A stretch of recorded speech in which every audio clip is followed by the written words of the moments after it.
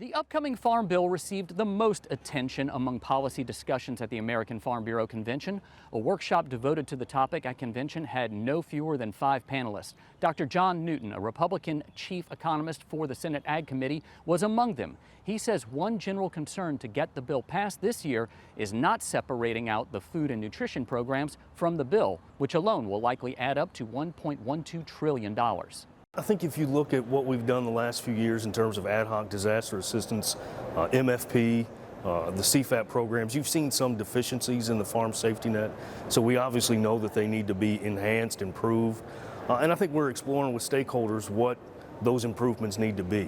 Whether it's more education about the tools that are available, increasing coverage levels that are available under crop insurance, getting more crops, increasing eligibility for specialty crops, or more education for livestock producers to know what types of tools are in the toolbox to help them, weather these adverse, weather events or deal with revenue losses or crop losses. We need to look at the quality adjustments that are in crop insurance. Did we see, increased damage to the soybeans? Did that line up with quality adjustments that were happening at the elevator? Those are all, the type of really surgical questions that we need in advance of the Farm Bill. What are things that growers want us to look at and investigate as we try to make improvements to this next Farm Bill? We've been meeting with farmers for, the better part of a year and a half, and, everyone that comes in talks about the high input costs, the high machinery costs, seed costs, fuel costs, fertilizer costs. So it's something that we've been following very closely, and I think we have seen the high commodity prices here recently.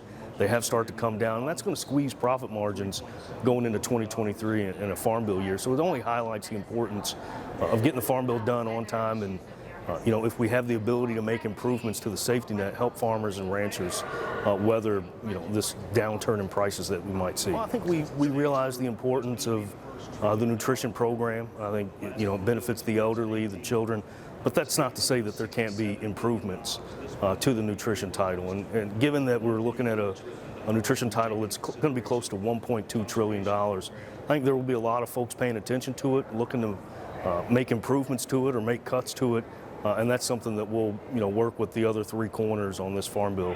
Lawmakers have 9 months before the current Farm Bill expires on September 30th. Still to come on this special edition of Twyla from Puerto Rico. Every dog has his day, and for one Louisiana dog, you chose to make his day. But first, what did visitors to the 104th annual meeting of the American Farm Bureau Federation think of Puerto Rican agriculture? We'll show you next.